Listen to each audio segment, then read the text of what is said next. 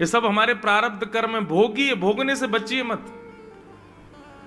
वो निवृत्त होने के लिए ही आपके पास भोग आते हैं, उससे निवृत्त होइए। कहीं ना कहीं का कोई संचित कर्म, वही हम भोग रहे हैं, उसको भोगिए।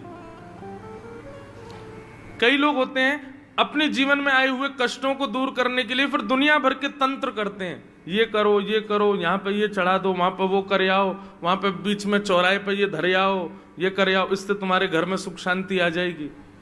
एक बात हमारी बिल्कुल निश्चित रूप से सुन लीजिएगा, हमारे जीवन में आने वाला कष्ट हमारा प्रारब्ध है। यदि किसी प्रकार से आपने उस प्रारब्ध को नष्ट करने के लिए कर्म ना करके कोई इस प्रकार का तंत्र मंत्र किया, तो थोड़े समय के लिए तो वो रुक जाएगा, लेकिन थोड़े समय बाद फिर आएगा, क्योंकि वो आपका प्रारब्ध है, वो आपको छोड़ेगा नहीं। और एक और बात सुनिए, इस जन्म में यदि बच गए तो फिर अगले जन्म में आएगा। इसलिए काय को उसको इतना लंबा खींचो, आवे तो भोग लो सीधे। जीवन में जो आ रहा है सामने, उसको सहन करो, अपने कर्म को मत त्यागिए।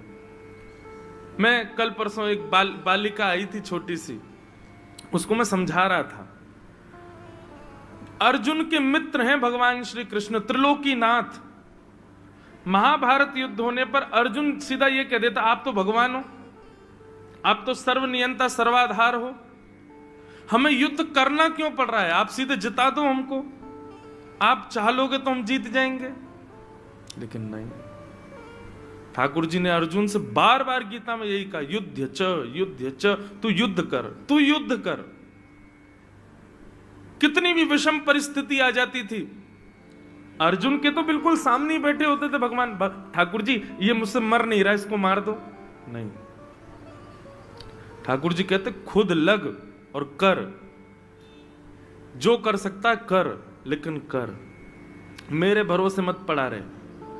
देव देव आलसी पुकारा, जो देवताओं के भरोसे पड़े रहते हैं महाआलसी होते हैं वो। अपने कर्म पर विश्वास रखो। ठाकुर जी का भजन अपने कार्यों की सिद्धि के लिए मत करो, ठाकुर जी का भजन उनकी प्राप्ति के लिए करो। कल एग्जाम होने वाला है, रात में पेन रखा है ठाकुर जी के पास, ठाकुर जी इसमें इतना बल दे दो कि कल का मेरा एग्जाम बढ़िया हो जाए।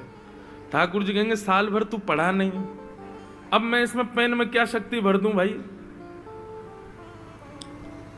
ठाकुर जी का भजन अपने कार्यों की सिद्धि के लिए मत करो, कार्य तो आपको ही करने पड़ेंगे, कर्म का बल तो आपको ही प्राप्त है। ठाकुर जी ने हमको पूर्ण बलवान बना करके भेजा है, कोई कमी नहीं छोड़ी, हाथ दिए, पैर दिए, नाक दिए, आंख दी, बुद्धि दी, सब कुछ दिया है ठाकुर जी ने।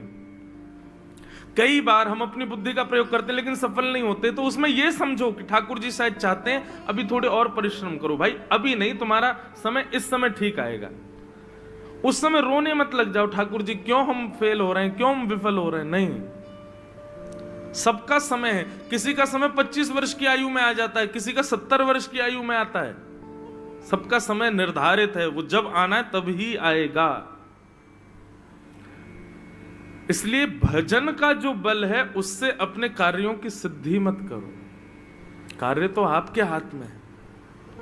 ठाकुर जी को तो केवल प्रसन्न करने के लिए आप राजी रहो, इसलिए भजन करो।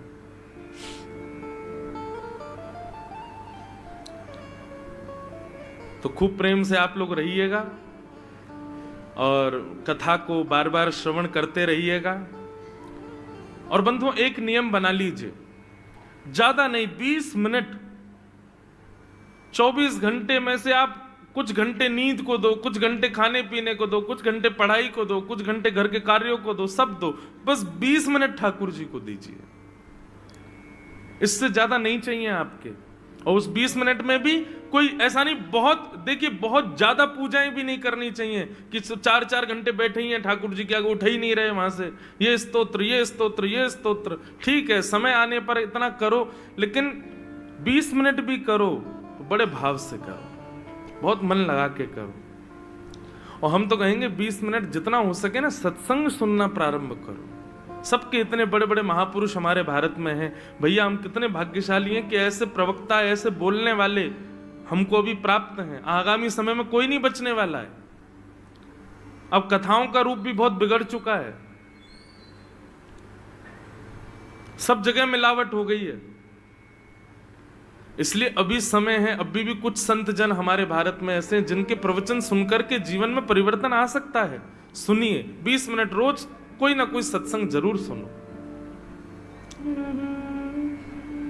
और आप अपने जीवन में परिवर्तन देखिएगा। फिर